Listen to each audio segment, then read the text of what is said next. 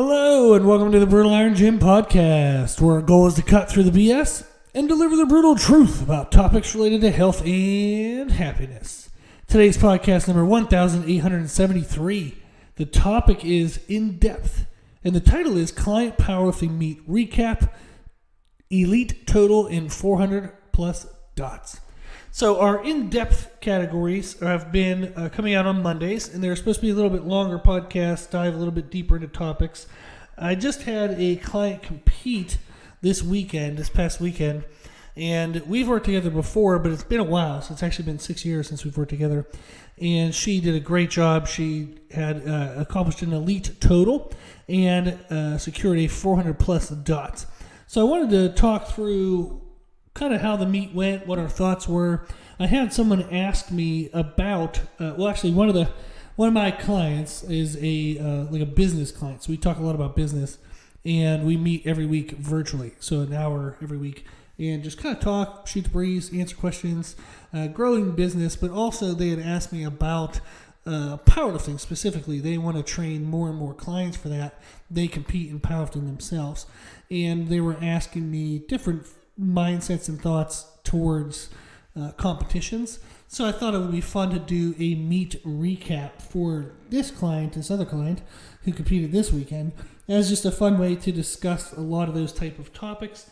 And then, all the listeners, if this is something that interests you, let me know, and I'll dive deeper into the approach that I use with different clients in different categories. So if you'd like to learn more of like a deeper perspective of what I do with clients in certain situations or certain scenarios, let me know. If it's fat loss, if it's strength, if it's bodybuilding, you can actually go to our website, www.brutalirongym.com, and you can see a nice long list of the types of clients that I have been fortunate enough to work with over the years. So, aesthetic sports clients. I've helped people in every category, bikini, wellness, figure, physique, for the women, and then men's physique, men's classic physique, men's bodybuilding. I've helped people get pro cards and tested, non-tested. I've helped, aging population in regards to bone density and mobility.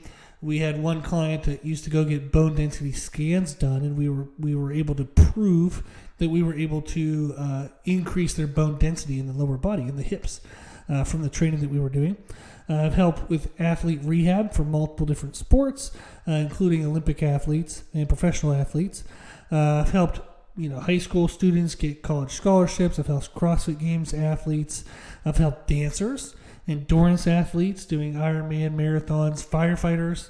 I helped one of my clients is a 2-time world champion in a combat firefighter challenge. Help people with hormone issues, martial artists, MMA, jiu-jitsu, grappling. Help people with medication reductions, arthritis, cholesterol, etc.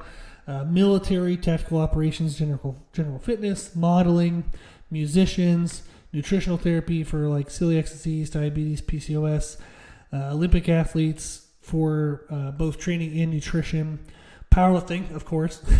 So help people get elite totals, top 50 and state records, pregnancy, pre, post, all that stuff. Professional athletes, multiple sports, baseball, football. Special needs. I've actually worked a lot of years with special needs populations, which is really fun. I really enjoyed that.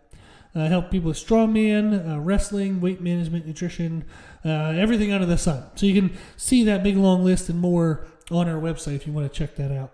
But if you're interested in a certain topic, just let me know, and I'll deep dive into some things that I would do for clients in those topics, those areas. Now, for the client that competed this weekend, we've worked together 6 years ago. She had 4 kids at that time, and she was transitioning out of Olympic lifting and CrossFit and wanted to get into powerlifting. So we started doing that. She freaking crushed it, knew she was going to be super strong. We went to USAPL, I believe it was USAPL, Nationals. It was USPA or USAPL, I forget which one. But we were top 10 nationals, and she was killing it. She had an elite total at 132. I believe she may have had one at 123, and we just picked up one at 148 weight class here this past weekend. So she has at least 2 elite totals, if not 3. and just exceptional. Very, very strong athlete. We also got into doing aesthetic competitions. She has done one previously before her and I ever met. I think it was before she ever had kids in her early 20s. She did, I believe it was a figure competition.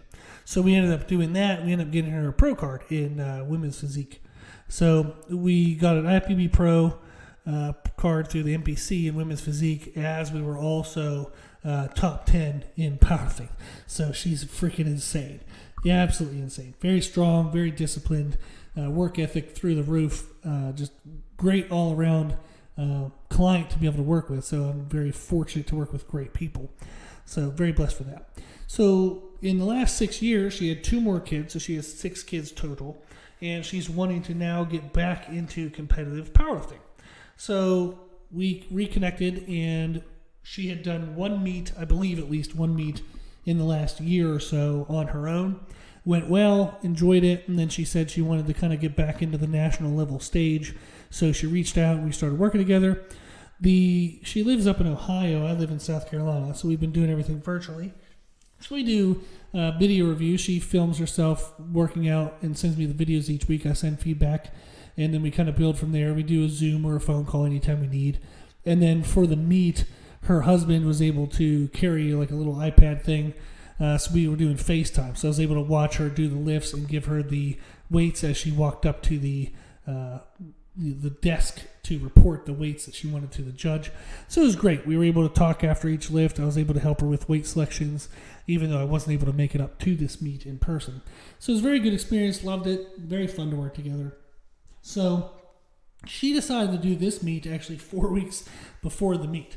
We were actually planning to do a meet in February. So we started working together, and we had 2 months in, I believe 2 full months. And then she said, hey, there's this meet coming up that's really close to where I live. It's an all-female meet. It would be kind of fun to, be able to support that and be involved in that. And she has some other business adventures going on that it would be beneficial for her to have done this meet for various reasons. So we'll leave it at that. Nothing shady. It's just I don't want to tell somebody else's business on those aspects. So there was a couple benefits to it, even though it was last minute. So 4 weeks beforehand, she was like, do you think we could do it? And I was like, hell yeah. That's always my answer is hell yes. Then we just figured it out. So what we did with her training was I had already had her working up to near max effort singles. So I could see how our accessories were helping to address individual weak points. So for example, coming out of 6th pregnancy, she's going to have delayed abdominal strength. So we've been working on the abdomen to make sure we can be strong and stable through the midsection.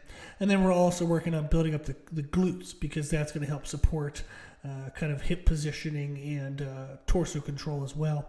So we've been really focusing on glutes and core. She has really strong quads. That's never going to be a weakness for us. Never have to worry about those. So in her squat, she squats rather upright. We squat with Olympic lifting shoes, keep a very upright torso. So even though she does like a low bar position, she has short femur, so she's able to still be upright in her positioning. So we just need enough core and glute to be able to stabilize and support the quad power that she's going to be getting out of the bottom. So by having her do near maximal lifts, I'm able to see the degree in which the core strength or thoracic strength, because she hasn't been lifting her upper body as heavy, and or the glutes, how they're all interplaying in their bracing support for the quad power. So the idea there is if she does some like pretty heavy singles, I can see, if we're starting to round in this area or bend in this area, or we're getting 2 knees forward, that means the glutes aren't accepting the weight they should. It lets me better understand how to structure her accessory lifts after she would do the main lift, to know to what intensity and what degree we need to work on each individual area. So we had already been doing kind of top-end singles in the squat, bench, and deadlift. So knowing that we had 4 weeks then to prep for the meet, it made it pretty easy, because we were already, in a sense, kind of peaked for singles in regards to technique awareness and just already having the CNS ready for that. So really all I did was I kept the heavy singles for the, basically she worked up 5 weeks out. She did a really heavy single. So the week after I dropped it down about 10-ish%. Then we went back up to around 95% at the second week, which would be 2 weeks out from the meet. And then we dropped real low the third week, and then we recovered the fourth week and went into the meet. So if you think of 4 weeks away. So 5 weeks away, she did a near max. Then 4 weeks away, I dropped to 90%. Then I went back up to 95%, but then I dropped to 80% and then gave her a recovery week, and then she was peaked. So the idea of that with the heavy lifts was I kept the heaviness on her, but didn't push her as close to technique failure. Because we wanted to reinforce good technique. We still wanted to keep weight on the muscles and the connective tissues in her nervous system, but we didn't want to cause any risk of injury.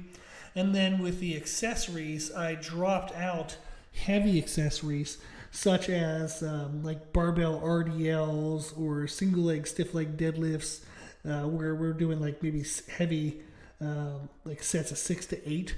So it would be pretty heavy work, and you're definitely causing some hamstring muscle damage.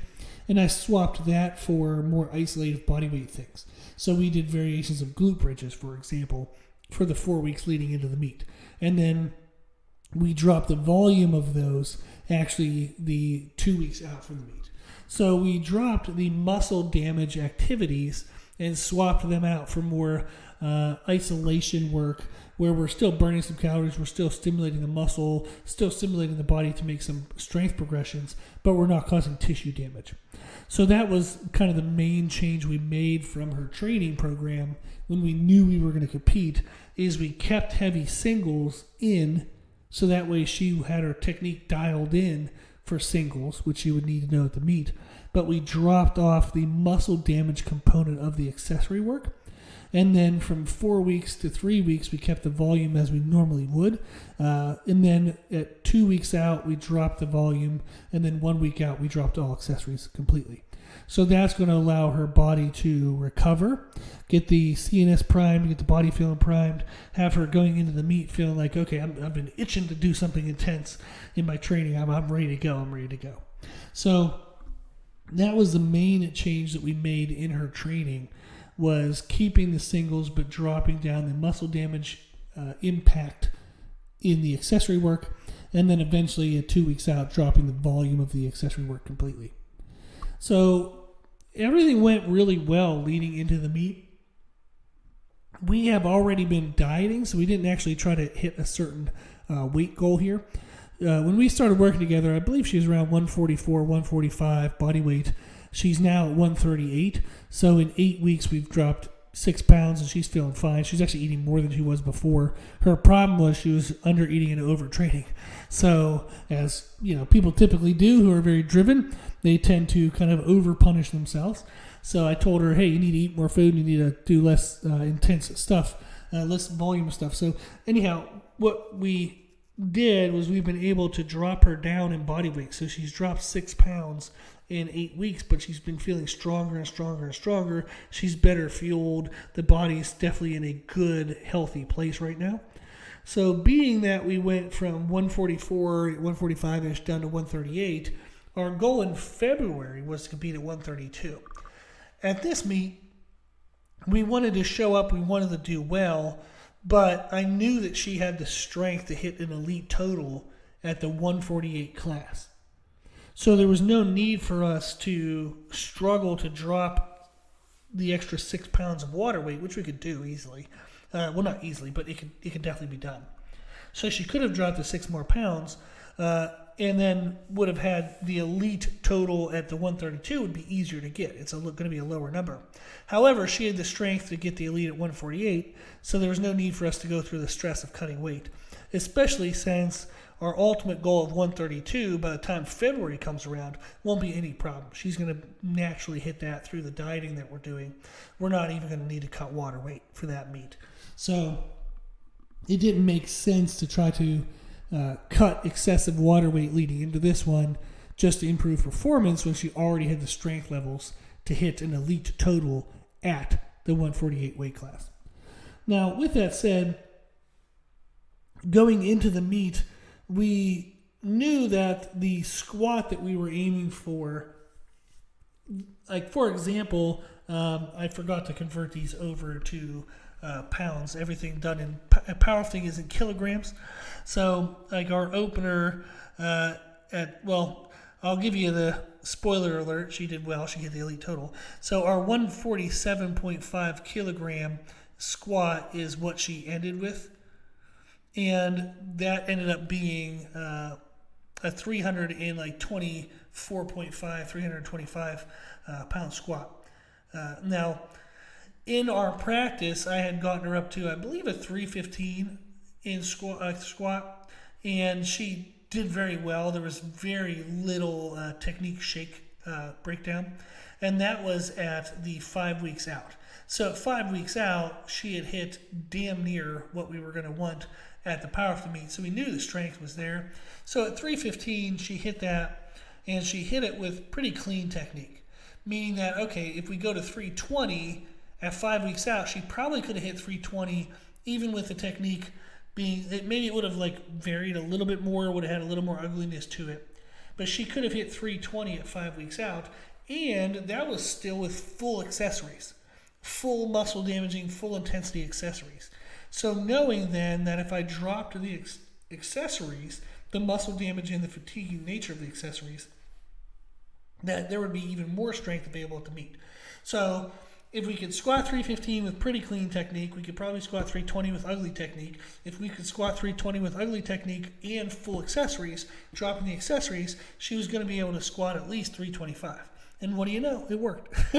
So she came to the meet, she hit the 325, which we wanted as the top squat, because then that allowed us some leeway with bench and deadlift in order to still hit the elite total. So our goal on the squat was the 324.5, the 147.5 kilograms, because we knew that it was reasonable that she could get that without much of a reach and without any kind of technique risk that would have caused her to be too injured to get the deadlift, and she would have been able to deadlift well. So could she have pushed for 330? Probably, but we didn't need it. So the idea was, what's as heavy as we need to give us a good chance at bench and deadlift? So we want to hit heavy enough that we have a good squat leading towards a total, but not so ugly and so aggressive that we killed our muscles for deadlift, and or that if we took such a big jump from the second to the third and we missed the third in squat, it screws us for the rest of the day because we have to be perfect in bench and perfect with deadlift. So the idea of the squat was to aim for something that was heavy, but we knew we could do well. So the 137.5 is what she started with squats. Smoked it, no problem. She went to 142.5, so we went up 5 kilogram. We got one red light on depth. No issues there. It's just, her body's being a little cautious. We're trying to protect the true bottomed out position for the third attempt. So we knew that was going to happen. Totally fine. Good. Even if she would have gotten 2 red lights on depth, we still would have moved up because it wasn't a strength issue. It was just trying to protect the extended muscle reflex position of the adductors.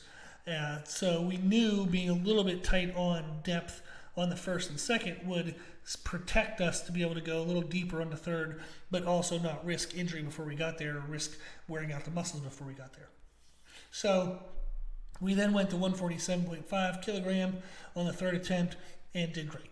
A little bit of knees were wobbling a little bit, nothing caving in, but you could definitely tell our external rotators of the glutes were very challenged to keep up with the quad power. So we had done great enough in our 2 and 3 months prior, focusing on the glutes, that they were able to withstand and hold up that position. So we did a great job there.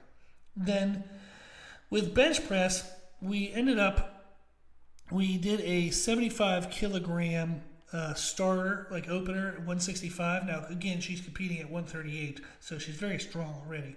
So the 165, the 75 kilogram, 165 pound bench opener, she did great. We hovered a little bit on the chest. So one thing I wanted her to do is she doesn't typically practice with a lift off very much in her training. When we do 1 rep maxes, her husband every now and then will lift off for her. But it looked like on the first attempt when the lift off happened, I wasn't sure if she got a really big breath or not. So I cued her to get a big breath before the second one. So she smoked the first. The 75 kilogram went really well. And then we went to 80 kilogram and she hit that. So that's 176. Now in training, I believe she had gotten 170 or 175 in training. So we knew we were kind of right around there. And again, that was 5 weeks prior without much rest and recovery. So we knew that we probably had the 82.5 kilogram if we wanted it, which would be 181.5 pounds. We knew that that was there. But what I wanted to do on bench was I wanted to push the third attempt on bench, because then it would have allowed for deadlift. If we just hit our opener on deadlift, she would have had the elite total. And knowing that her quads were going to be very fatigued from the squat, and she deadlifts conventional stance, meaning the quads were going to be very fatigued to kind of start the bar off the ground in the deadlift. I was like, it's worth us pushing the bench a little bit to see if we can make the deadlift easier. So I decided to go ahead and have her try for 85 kilogram on the bench. And she did a great job. Like, she got a big breath. She let it sink into her chest. And then when she drove to drive up out of the bottom, we got it off the chest. We got it a good 2 inches or so. And then it just kind of stalled. If we would have got maybe 1 more inch, she could have pulled it up over her collarbones and her face and finished out with the triceps. But the chest just couldn't get it through that mid-range. So we ended up missing the 85 kilogram on the third attempt at bench, but I knew that was a reach. I knew it was going to be, I don't know if this is going to go or not. So we wanted to try it because then it would make the deadlift so much easier. Now you could say, is like, why would you risk that? Because if you miss it, the deadlift's going to be that much harder. Yes, you're right. There's pros and cons. And what I was really playing with here is a difference of 2.5 kilograms. That's it. So if we would have got the bench that I wanted, the deadlift that we would have needed would have been 5 kilograms lighter. So if we missed the bench, we would have had to go 5 kilograms heavier to get the elite total on the deadlift, but it still wouldn't have been what I knew her max would be. So, for example, in the deadlift, we ended up doing an opener at 140 kilograms. That's around 308 pounds. I knew that if we needed to, we could probably push out a 325 to 330 pound deadlift. So I was like, okay, if we got the bench, we would just have to deadlift to 308 and then we'd be done. If we missed the bench, we were going to have to go to 150. And that is what we ended up having to do. We would have had to go to 145. So we ended up going to 145, which is 319. So I knew that the 325 to 330 deadlift would be there. It would be a grinder and maybe very miserable, but I knew it was around there. So it was worth us risking the bench because on the deadlift, we just had to go to the 145, which is 319, which is still a little under what I thought she would have in her. And it worked out. So what we ended up doing was we got to 319 on the deadlift and then we just quit. We were done for the day. We didn't need a third attempt on deadlift. So we didn't have to try to grind out a 330 or anything heavier there. So it worked out really well. So squat went as planned. Perfect. We knew we were cautious on depth, so no worries there if we got 1 red light on one of the lifts. Still counts if you get 2 white lights and 1 red. Then on bench, we got the 80 kilogram, which I knew we needed to set us up for a good deadlift to get the elite. And then we just reached and saw if we could try to get the 85 kilo. We missed that, no worries. So we came back and we had to do 2 attempts on deadlift. We hit the 140, then the 145. Now, would she have had more than 145? Maybe, maybe not. So I knew the 145 was going to be like eking into what our top end might be on deadlift, but I knew it was probably there. So it worked out well. So she ended up getting the 372.5 kilogram total, which gave her the elite total for the meet. So, like I said, that gave her her second, if not her third, elite total. So she did a great job. Everything went really well. Freaking crushed it. Loved it. And we could see from 3 months prior, when we first started lifting, a 300-pound squat would have felt kind of like wobbly and a little heavy. So we were already been able to jump that up 25 pounds. And then the bench 3 months ago, we probably have added about 5-10 pounds, well, probably 10 pounds there. And then on deadlift, she had done a 300 or 305, so we were able to jump up about 10-15 pounds there. So we were able to add about 30 to 35 pounds in 3 months, which is really good considering she was coming from having trained but not necessarily eating 100% well.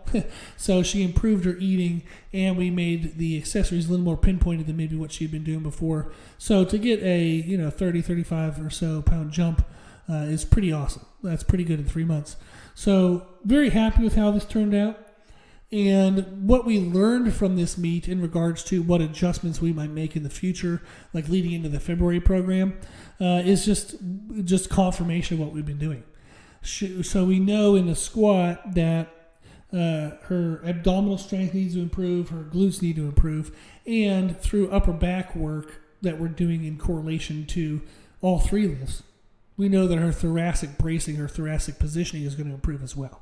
So we're going to continue to strengthen the legs, continue to get the quads stronger, but we know that the limiting factor is going to be that supporting nature of the abdomen, the thoracic spine, and the glutes. So we're going to continue to focus our accessories on that. For bench press, we just got to keep working on the chest and triceps. So her chest will help it get through that first kind of like initial phase off the chest in the bench, and then her triceps will finish. Her positioning is fantastic. She has great technique, great body tightness.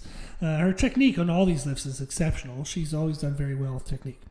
So we're just going to continue to focus on strengthening the chest and the triceps for bench press. And then with the deadlift, we know that all the same muscles we're working on, the squat, are going to help the deadlift, the glutes, the abdominal strength, and the thoracic positioning and thoracic strength. So that's all going to help her just feel stronger and more stable in the deadlift as we progress into that February meet. So overall, she did an exceptional job. I'm very, very happy for her. Very grateful to get the chance to work with people who are so dedicated and put in so much effort, which I really appreciate. Me writing things down doesn't make a damn bit of difference. First, people have to do it. So you can have the best nutrition program in the world, you can have the best training program in the world, but if you don't do them, what the hell do they do? They don't do anything. So I really appreciate when people take what I take the time to write and put it to work, and that way we can actually see the outcome and the results of it. So thank you to her. Lauren is her name. And you can follow her on Instagram. Let me pull up her information so that way you can find her and follow her.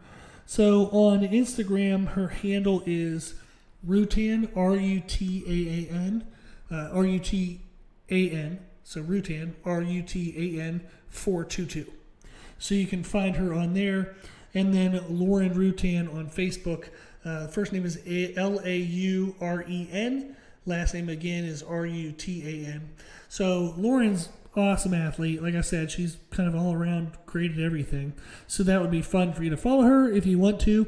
You can find some awesome motivation. Actually, I told Lauren that after I posted last night on our Instagram feed about the meet, I had two of my current female powerlifting clients. They both texted me privately, and they were like, "Oh, it was so awesome to see how Lauren did. She's so inspirational, so motivational." And I was like, "That's pretty cool." So I shared that with Lauren, and that people are being motivated by her story and her journey and how hard she's working. So I'm very happy for her. So you can follow her on all the social media things. And I hope that talking about the meet, talking about our ideas and our approaches was of interest. I thought that hopefully it was fun. If you do like this type of podcast, please let me know. Also, we have some really good information if you would like.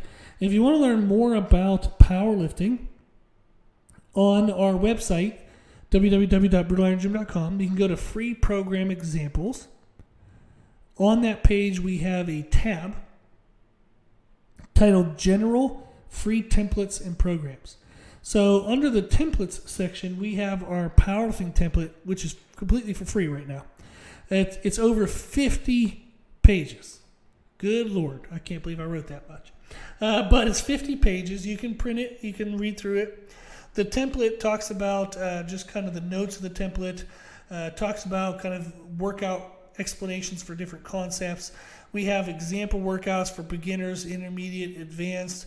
We go through the actual structure of how to formulate and can program workouts for powerlifting.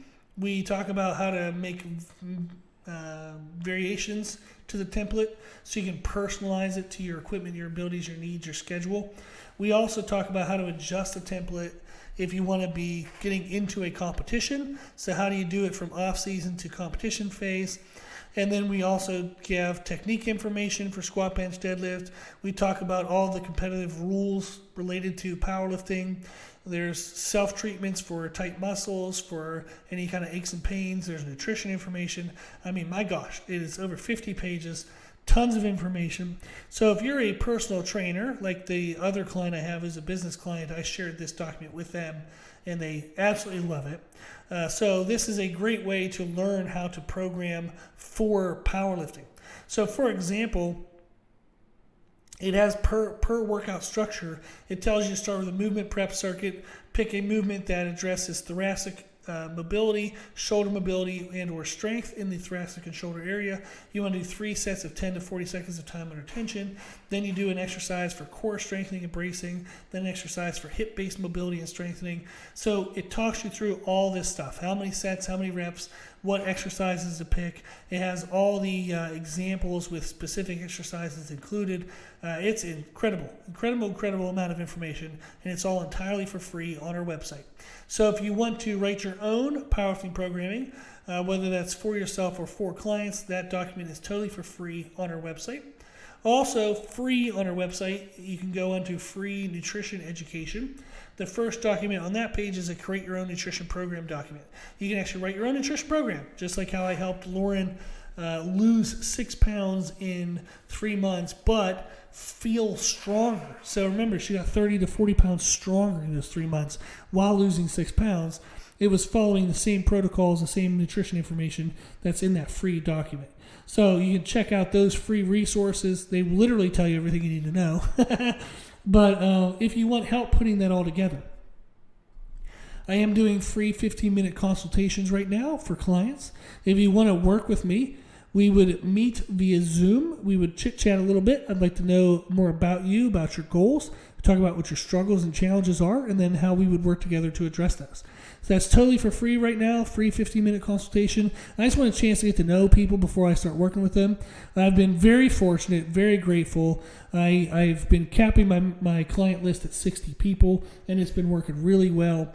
And just every month you have, pros and cons. Somebody's going through a financial problem. Somebody's moving. They might have a stage of life where they need to back off for a month or two. So I have a waiting list, and then I kind of pull from that, but I also want to talk with new people all the time. So just always hit me up. If you're interested in working together, well, I'll promise I'll find a way to get you helpful information. But I'm very grateful to be able to get to pick and choose who I work with now. And those 15-minute consultations are a great way for us to get to learn each other. Make sure that you're 100% confident in me and what I know, and then I can feel 100% confident in the fact that you want to put to use what I'm going to take the time to write.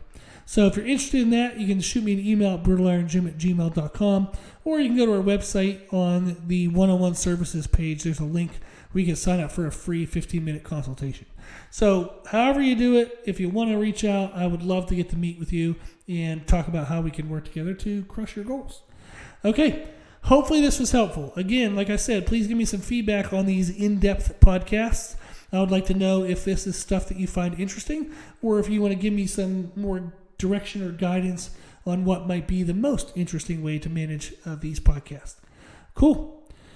Well, if you have any questions, if you need anything, let me know. My email is brutalirongym@gmail.com. If you like the podcast, please share the podcast. If you like the podcast, please consider donating to support the podcast, which you can do on our website. Also, if you like the information we share in the podcast, you can find more from us on our social media channels. You can find us and follow us on Instagram and YouTube under the name Brutal Iron Gym. As always, I hope this was helpful, and thank you for listening.